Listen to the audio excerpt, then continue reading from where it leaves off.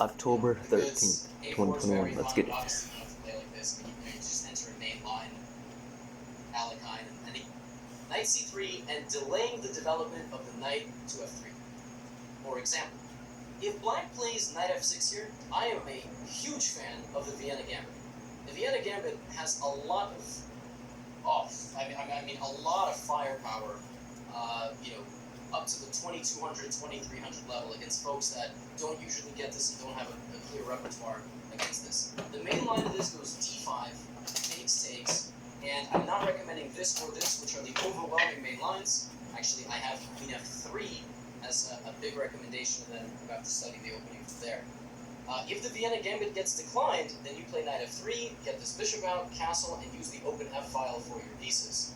Against non-knight f6 systems, you play something like bishop c4, d3, and then slowly build for f4 before you play knight f3. But even the copycat system can run into huge trouble. I'm just going to give you a very quick example. Queen g4 here to attack g7 can be met with queen f6, counterattacking you, and now knight d5 is completely winning for the white side. Alright? That's all you have to know about this position. Queen f2, king d1, that's not mate. And queen g7, knight c7, and knight h3 trapping the queen after queen d4, d3 are all coming. So the copycat system is already very dangerous for black, and if black plays something like this, I am a huge fan of d3 and f4 systems, and I highly recommend that you go investigate. You'll be winning a lot of games when you play Vienna. Honestly, you will. Against the Sicilian. Now, what you need to know about Sicilian is that they study a lot of their open Sicilian repertoire, closed Sicilian repertoires, and I'm still a big fan of knight c3 stuff. Okay? I like knight c3 stuff quite a lot, especially closed Sicilian with g3, bishop g2, a slow buildup of the pawns on this side of the board to start some sort of attack. But there is also one very tricky system here with knight c3, knight c6, and I showed this in a recent stream that I did, bishop b5 here. And you want to take and damage the structure before you play d3, h3, and again, just expand on this side of the board, covering the light squares now that you trade. One cool thing here after knight d4 is knight f3. And if your bishop gets taken, and they play something like a6, you just come back, and basically what you want to do is play d4 and get very rapid development. So something like this, d4 takes, queen takes, get this bishop out, long castle, and even though you've given up a bishop pair, what you've gotten is a huge lead in development.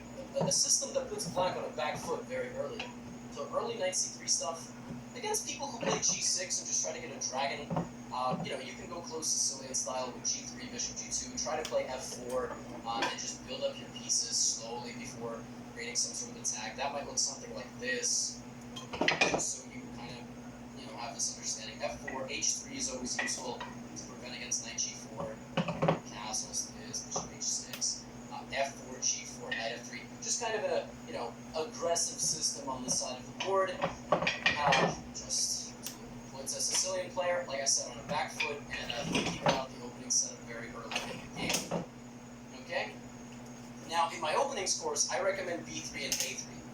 Now, these are serious Sicilian sidelines. b3, just trying to play bishop b2, oftentimes trading the bishop or putting it on c4. One of my favorite a3 Sicilian lines as a deferred wing gambit goes like this, knight c6, b4, takes, attacking the knight goes back. And a lot of players here don't want their center to be taken, so they'll play like this. And now knight a3 with the idea to play knight b5 and knight c7 is vicious. And I win about 85% of my games here against, 2,600 rated players or so. So that should just give you an understanding of how venomous the a3 Sicilian, really can be. But to know more about that, openings course link below. If you don't need that, you can take a look at this knight c3 system, closed Sicilian. I'm giving you as many weapons as I can. Against the French defense, obviously I'm a believer in taking the center. I'm a big fan of this system, and I'll give you the options. I think knight c3 is going to be the more tactical approach. There's winnower here in classical French that you would have to learn. There's also knight d2 French, which is a bit more positional. Obviously, both of them can become the same thing. If the opponent takes, you need to know what to do against recapturing. But there is one system I'll recommend here for you to do a little exploration, and that's the bishop d3 French. A very good author on this system, Angel Arribas, or El Arribas Lopez. I don't remember which of his last names was first, but he's Spanish Grandmaster. Very tricky system, which looks kind of silly at first, because white wastes 3 tempi and puts the bishop on f3, but there are some serious tricks in this system.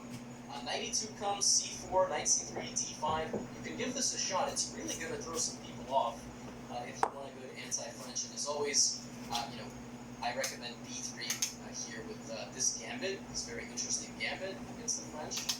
We need 2 in long castles, as well as the 2 knights French. I think the 2 knights French is a very tricky French weapon, but not always guaranteed that you get it, because if you start with the 2 knights French, you might end up in a weird Sicilian transposition. So those are a couple of options that you have against the French defense, and I'm not going to lie, if you're going to face a Caro-Kann, and you don't like to face the Caro-Kann, there's a lot of tricky stuff you can play against it. I'm going to recommend 2. In my course, and just in general to all students, I think the advanced Caro-Kann has the most value. Alright, I just think that it is the most challenging weapon against bishop f5. I'm a big believer in the h4 system, with g4 stuff coming, h4 trying to expand on this side of the board. Pragnananda plays the system and has won a couple of very, very, very nice games. Not to mention, just other grandmasters in the world. And of course, if they play c5, you take and try to hang on to the pawn. One more system that's a huge sideline and it's going to throw off a lot of people. Play knight c3, d5, queen e2. This is a very, very tricky system. First of all, if d4, knight d1 is the idea. And then what you're going to do here is play g3, bishop g2, d3, f4, and you're just going to expand the fleet of pieces.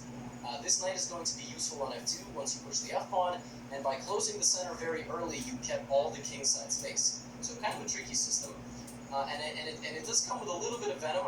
I've seen students here, for example, not want to get their pawns doubled like this, so they'll play knight d7 and get mated.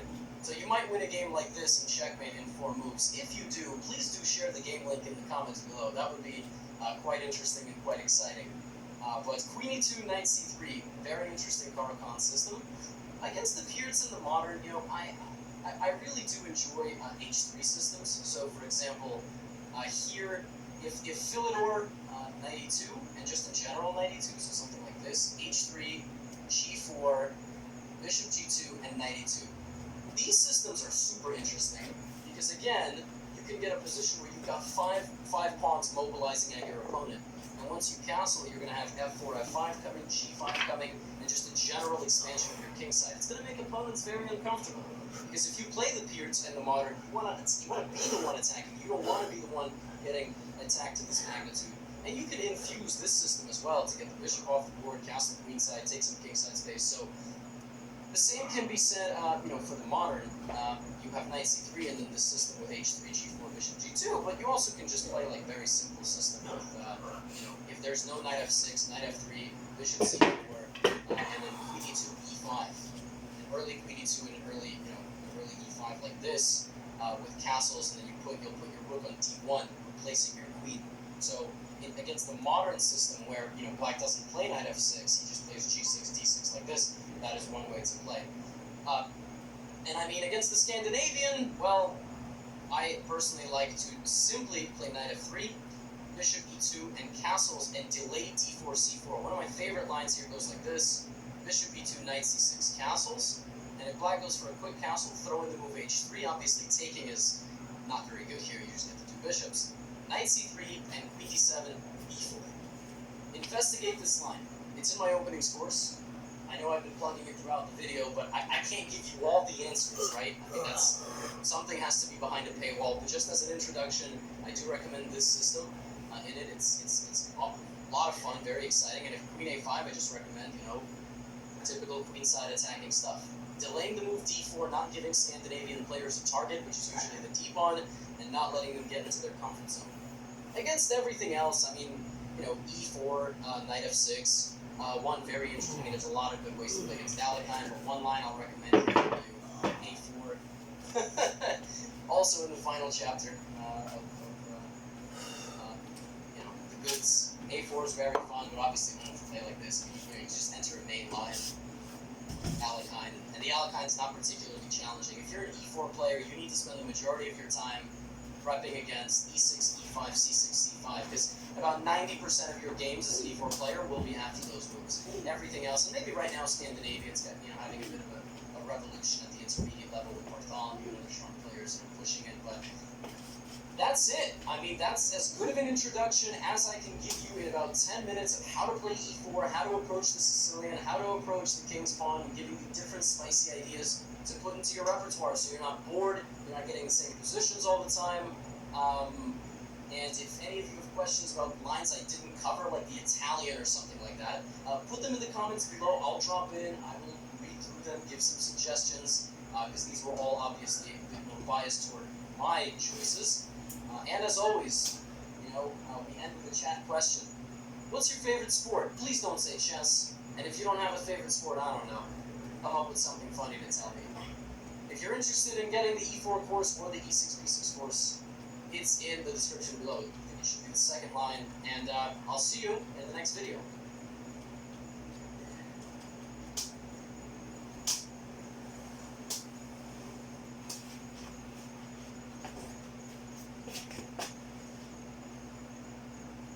So you want to be an e4 player, you've come to the right place.